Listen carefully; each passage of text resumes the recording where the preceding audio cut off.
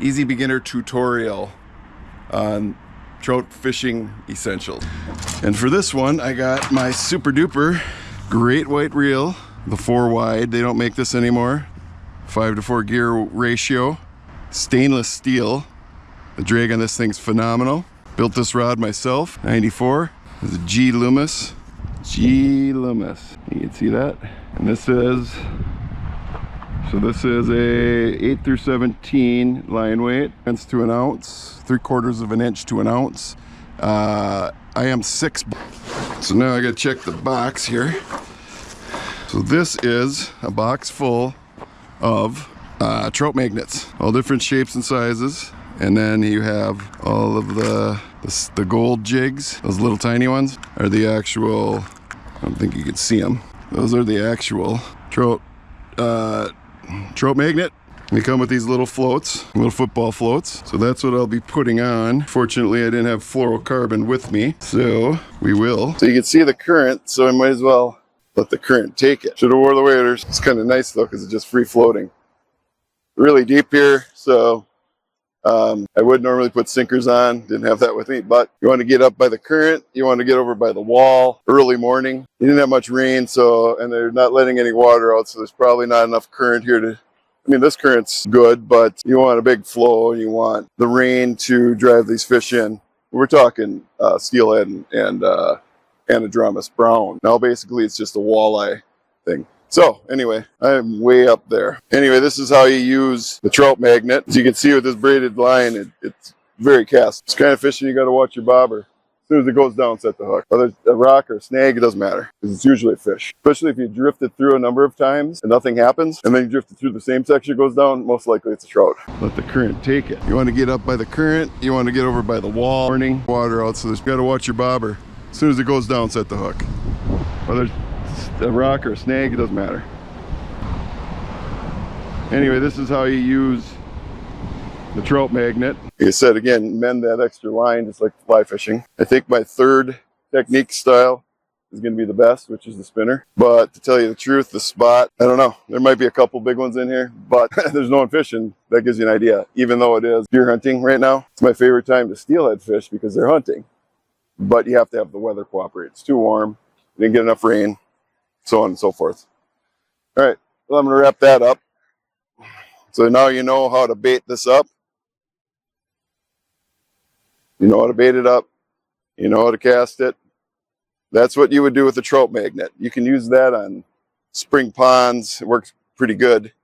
Just got to get your depth adjusted properly. And all right, this is my best chance at actually hooking something. So just reel her nice and slow.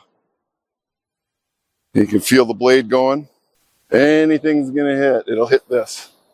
I do like fresh spawn sacks. And we're talking mainly right now, we're talking lake run trout. But resident trout, it's pretty much the same thing. This big hole here, you could catch anything from a sturgeon to salmon to a whitefish to pink salmon, which aren't supposed to be in here, to splake, to rainbows, to browns, and everything else in between, maybe even lake trout. I didn't bring my temperature gauge today, but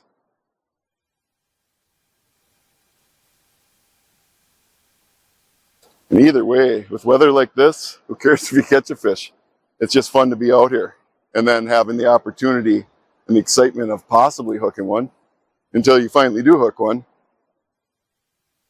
Then it becomes exciting.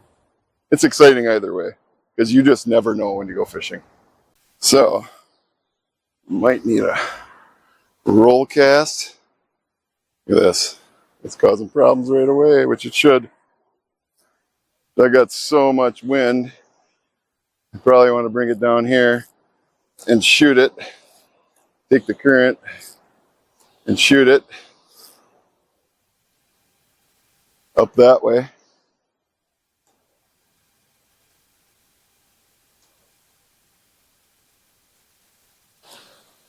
Nope. Sometimes you spring load it. You let the current take it down, and then, like a slingshot, You can get it up there. If I hook it on this without it, I forgot the net. But anyway, twitch it along. Try a roll cast. I don't know if that'll work. It's too windy. So yeah, better off loading it downstream and slingshotting it back up. So that would be a technique you would use when you're using this. You want to kind of slap it down,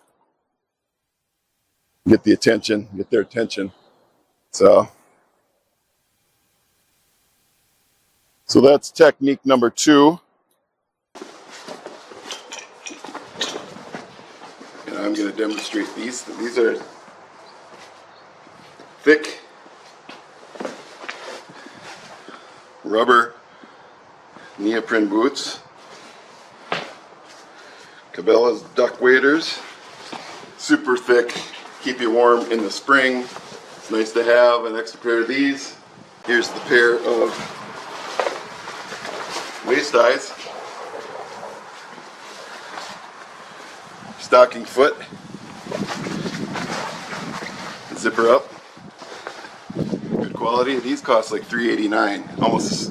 Almost the same price as the full. The other boot that I forgot to tell you, or I did tell you about, it is the felt sole, which I put the cleats on. I put the cleats on. There's a pair of those for the rocks. But anyway, to keep the sun out of your eyes when you're trout fishing, very important. Along with, this is the thermocell that I didn't show you. This is what I use when I'm up north in the thick shit.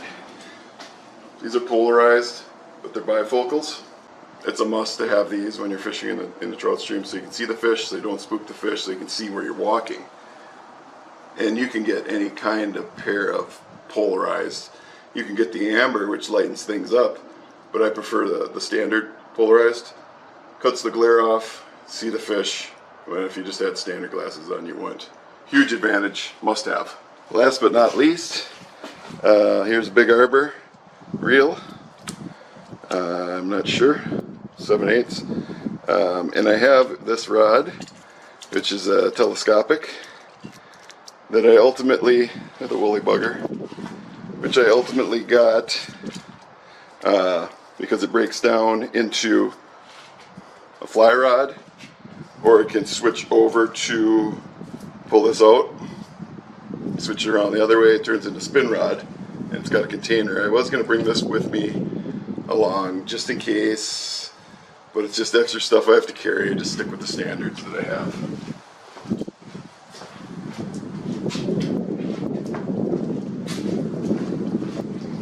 It's the same kind of rod this is. I mean, it's a shitty Cortland fly reel. I've had this forever. This is the same thing. This thing switches out to be a fly or a spinner. I do have the rod rule, which measures up to 32 inches, something like that. So this is an Eagle Claw, 7'6", number 7 weight, and you can use 8.5 ounce. I mean, this is a big daddy. This would be for steelhead or bigger fish. It's a 4-piece. It also has a container to go in. This one is a quality. It's a St. Croix TRS 6. Well, that would have been great. Break tip off. 48 pound test. 1/4 ounce to 5/16 ounce. SC11 carbon. TSR 6 foot OLF. Yeah, and I got the rod rule on it. 1, 2, 3, 4, 5, 6, 7. 7 eyes. Very sensitive. I broke the tip off on that 17-inch brown that you guys saw me catch in one of my videos. Real lightweight, great action on this thing. Love it. One piece is the problem, so I have a hard time getting in and out of the woods. So here we go with the Shakespeare GX2.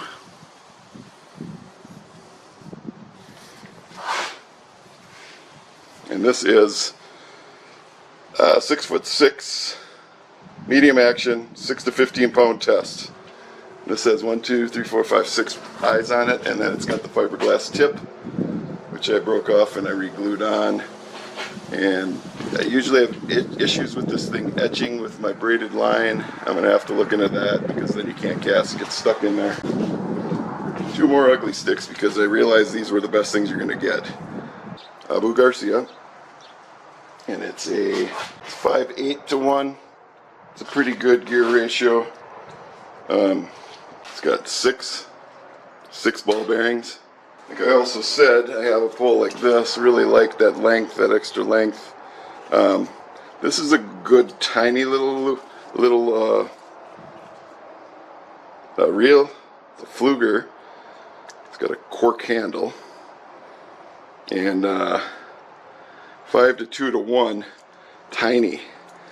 So like I said, I would never use this spinner casting because some of my videos, you can see I'm just cranking like this, and by the time I go to bed after casting 1,000 times in a day, my hand was getting so sore and so much pain, and I realized it was from cranking because the gear ratio is tiny reel for one, the size of the diameter makes a difference, and the amount I had to crank just to get the spinner going. So that's these little tiny reels are good for crawlers, live bait, the trout magnets, like I said, things along those lines. So here's another one of my old backup fly rods.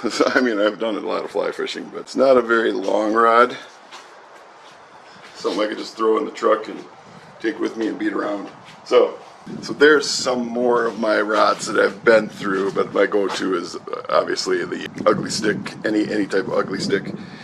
The G Loomis, I got that for steelhead, and that St. Croix I got as a gift, and then my sister got that for me, and it's wonderful, but it's one piece, and I have such difficulty getting through the woods with that. So, but a great rod if you're not going into the bush. So, all right, that's that. I'm starting this video out today with the essentials for beginner trout fishermen, like the bare bones minimum items that you can get away with. The first items, one of the most important things, is your rod. So I have a Shimano Stratic. I put on 10-pound braided line closely. I have a swivel on. It's a snap swivel. It's just a snap. So I use the braided line. This is an ugly stick, and this is a 6-foot medium action. And I use this on all the basic streams where I'm not actually planning on catching too big of a monster. I'll go to the bigger pole for that. The only problem with using braided is these eyes started getting etched, and the line gets caught up in there, and it's many different types. This has usually got a piece on the bottom that keeps it from going straight in, but nothing can handle the conditions of when I get out there, because I'm so extreme. But wading staff, very important. Fall in the river and helps keep your balance. It's a must. Now when I really want to get down and have some fun, I will use my Orvis Clearwater 7-weight 10-foot fly rod, and it is a beaut. And I have it paired up with Clearwater 4. I can't remember the backing is. Wading boots. These have rubber soles, and other ones will have, so there's 2 kinds of wading boots. There's the rubber footing, which you can put the spikes on, which I have done in the past. And then there are the ones that have the felt bottoms. Felt bottoms are great for rocky streams. Slippery rocks work great for that. However, some of the spots that you go to have some rocks and they have sand also. But the ones that are known for having the rocks with the limestone geography, those are the ones you want to wear the felt soles with. The rubber soles you would want to wear with the sand, the muck, and for getting in and out of the river on the banks, it gives you footing. When you have the felt bottoms on the banks, it feels like you're walking in moccasins and you slip and fall. And it is rain gear, so I have the rain gear here as backup in case it does rain. Real lightweight. I want to bring it with you just in case. Is a pair of breathable waders. This one actually has a zipper down the front, which helps you get in and out of them, which can be difficult. stocking foot bottoms. The stocking foot bottoms, and some come with boot on, but I prefer the stocking foot. So I have a pair of these, and I have a pair of, what do they call them? Then I also have a pair of waist-high waders like that. And in the peak of summer, I generally just fish wet wading because it gets so hot. Here's another important piece, very important, the net. Without this, when you hook those big ones, you are in big trouble, boys and girls. It's got the rubber ghost net. I think this is the 20-inch hoop, and I have a bigger one than this for the days that I plan on catching the 20-plussers. Of course, you have the tether, so I also have it with magnetic locks that go onto my vest. And that goes onto my vest, pops off, but then it goes into the river. So then you'll want it to not float away from you. Very important piece for catch and release. And of course, is a hybrid. It's a vest, but it's also a backpack. So on my vest, I have a fish counter. I have my snips for when I retie lines and knots. Temperature gauge, very expensive, $100. So I can tell the temperatures. The hemostats to get the hooks out. Try not to carry too much. In that particular vest, I have the spinners. I do bring a life straw, just in case, because I bring water with me sometimes and I don't like to carry too much water. This has saved me more than once from dehydration. Great thing to have along with a compass. Crawlers or live bait. I have the hooks. And I have the sinkers that I have as backup just in case I get to some finicky trout, schools of trout that aren't reacting to the spinners. Make sure you follow the trout book for regulations to know if you can use live bait in certain spots. Bug dope, it's essential in the summer. You get swarmed. I use this, I use Thermacell with me. Final item I bring with me usually is a stringer, just in case you fatally wound one and you can keep them, put them on the stringer, take them home with you. So those are the basic items that you would need to get started to try to catch some trout. So you're standing in the fishing aisle and it feels like the walls are closing in. You're surrounded by thousands of lures in every color imaginable, dozens of rods, and literally a wall of fishing line with words that might as well be a foreign language. It's overwhelming. You just want to know exactly what you need to catch a trout, and you're thinking there has to be a simpler way. Well, you're in the right place. Today, we're cutting through all of that noise. Forget breaking the bank or losing your mind trying to figure it all out. Stick with me and I'll give you a simple, proven way with just a handful of items that'll get you out on the water and catching fish this weekend. This is trout fishing simplified. All right, first things first, the rod, reel, and line. This is the heart of your setup, and it's where most beginners get paralyzed, but it's actually incredibly simple. What you're looking for is a lightweight spinning rod reel combo. For trout, a rod between 6 and 7 feet long is the perfect sweet spot for a beginner. A 6'6" is the undisputed jack of all trades, giving you enough length to cast far, but keeping things manageable for tighter spots. You'll see these sold together as a combo, which is exactly what you want. Don't feel like you need to spend a fortune. A reliable combo from a brand you recognize will serve you well for years. The magic words you're looking for are light, ultralight, power. That just means the rod is sensitive enough to feel a trout's subtle bite and flexible enough to make fighting them an absolute blast. I actually prefer a medium light rod, 6'6" myself, and with a fast tip. So that's what I use in particular. So I've tried all kinds of poles and reels. This is what I ended up with. A Shimano Stratic 2500 with 10-pound braid, I would suggest, and a spinner setup like this with a tiny little snap and a 6'6" ugly stick. You can see right there exactly what it is. I'll read it out to you. That's a USS P602M 6-foot. I do use a 6'6", but 6-foot action, medium, 6 to 15-pound line. It's an IM6 type rod with the fiberglass tip, ceramic eyes. So this thing is my favorite because ugly sticks are durable and quality at the same time, and they won't break the bank.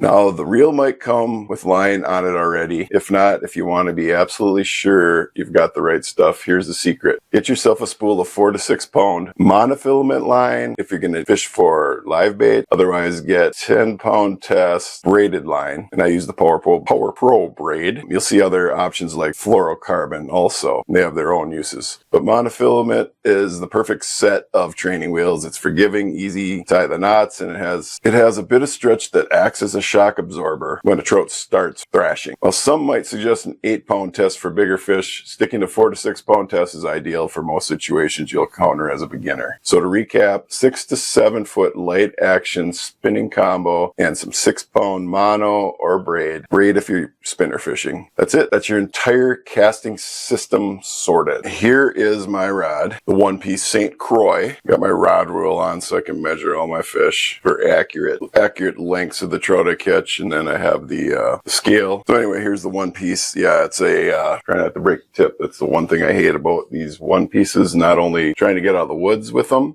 putting them in your vehicle, there's never enough room. You always snap them off in the door. So yeah, this particular one is a TRS 6OLF light power fast action SC2 carbon 48 pound test, 16th ounce to 5/16 ounce spinners or weight or whatever you want to call it. I'll be setting that up with my Fluger lightweight cork handle President XT reel. Really tiny, really small, but I'm going to set up the trout magnet rig with this reel. Number 3 is for serious fishing and offshore applications. Penn has dominated fishing for over 85 years, building rods specifically engineered for corrosive marine environments. Corrosion-resistant guides, reinforced blanks, and components designed to withstand saltwater, freshwater abuse. Penn's rods excel in surf fishing, pure applications. There's nothing worse for an angler than to make a great cast and then hook a monster fish only to lose it when their line snaps. Monofilament that is, fluorocarbon, and braided line from different brands can look similar, but when it's time to catch, knowing the difference is key to landing more fish. The best fishing line for most people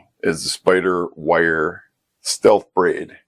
Good for catching everything from tiny bluegill to hefty coho salmon. It's super strong, durable, and cast far, but you need to use special knots to get the most out of it. If you're on a budget, the do everything well Berkley Trilene XL, which stands for extra limp castable, is the best buy for fishing line for the majority of fishing environments. It's a surprisingly flexible monofilament that beginners can use to tie nearly every kind of fishing knot. Reputable success. If you're after very smart pressured fish in clear water, a better, stealthier option is to consider a low-vis fluorocarbon like Berkley Vanish fluorocarbon that is truly difficult to spot underwater. Using the right pound test, the right type, and brand is also important. I suggest using Power Pro braid 10 pound tests for spinner fishing for trout. This is what I use with my setup. Braid is exactly what I use exclusively for spinner fishing. When I fish with night crawlers, I prefer Trilene XL monofilament. Monofilament, on the other hand, is used for live bait such as night crawler. Don't make the mistake of using the wrong type of line with the wrong bait. Using a crawler with braided line will get you too much twist. Using spinners on mono will get you too much twist also. Both will end up with a bird's nest, which is a tangled mess of line. Be careful not to buy cheaper, less known brands. The cheaper line has weak spots and it's prone to snapping. Next, we'll discuss the engine of the whole operation, the reel. Here are the 3 reels that I use on my way to find my favorite. Number 1, Fluger President, size 30, right left handle position, graphite body and rotor. Corrosion resistant, aluminum spool, front drag system. It is rated 9.4, excellent. You can get those for 40, 50, 60 bucks, depending.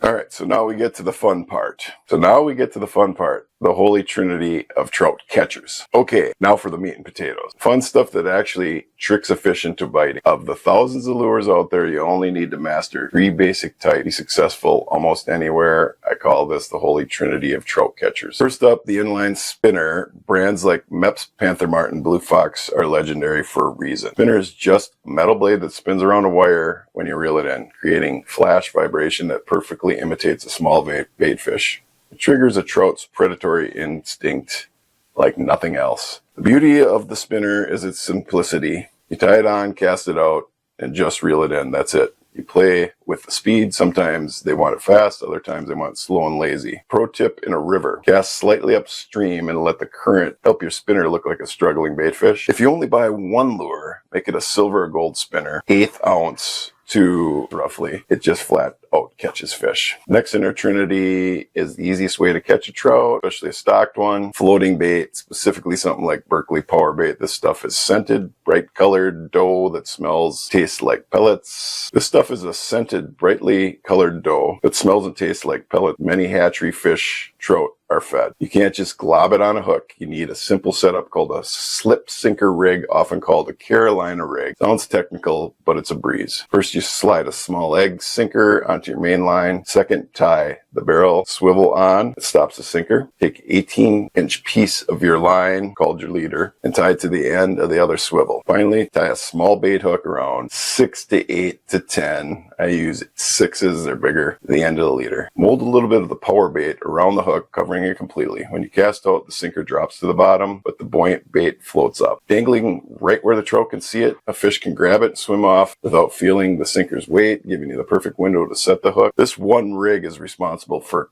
countless first-time trout memories. The final piece of our trinity is the humble jig, specifically a small one like trout mag. These are just tiny hooks with a small weight molded to them, a jig head, and a soft glass body that looks like a bug. Marabou jigs are also fantastic because they pulse and breathe in the water, looking incredibly alive. The trout magnet is brilliant. For a beginner, the best way is to fish it under a small bobber. Clip the bobber on your line, then tie the trout magnet on about 2 to 4 feet below it. Cast it out, let it sit. The slightest current or breeze will make that little jig dance under the float, and trout can't stand it. When that bobber disappears, you've got one. So, all right, we've covered the core gear and the 3 must-have lure types. If this is clearing things up for you, do me a huge favor and hit that subscribe button. We post simple, no-nonsense guides like this all the time to help you become a better trout angler. It also lets me know that we're on the right track. Now let's get back to the small stuff that makes a huge difference. The little things. Your terminal tackle. We got the rod, the line, the Holy Trinity. You're almost ready, but you need a few small supporting items. This is your terminal tackle, and it all fits in one tiny little box. First, there's an assortment of bait hooks, sizes 6 to 10 will have you covered for power bait or with live worms or with the gulp minnow. Second is a pack of barrel swivels. We already know that they're essential to the power bait rig, but also great at preventing line twists when using spinners. And third, a small container of split shot weights. They're little weights that you can crimp onto your line, add casting distance, or to get your bait deeper down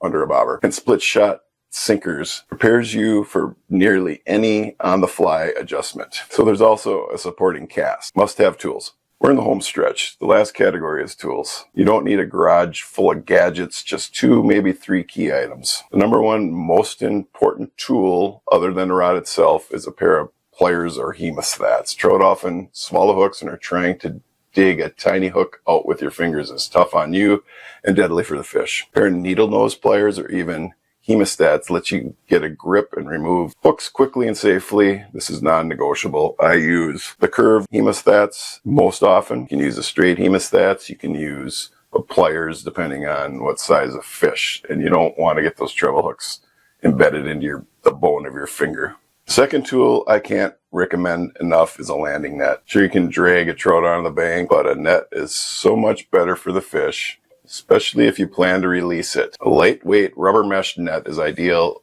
because it's perfect for the fish's delicate slime coat. It dramatically increases your odds of landing the fish that you work so hard to hook. And for the final secret weapon, a pair of polarized sunglasses. These are more important than just eye protection, which is important walking through the woods so you don't get your eyes poked out. They're a fish finding tool. Cutting the glare on the water surface, they allow you to see the fish, the structure, and the drop-offs you would have never spotted otherwise. It's like having X-ray vision for the water.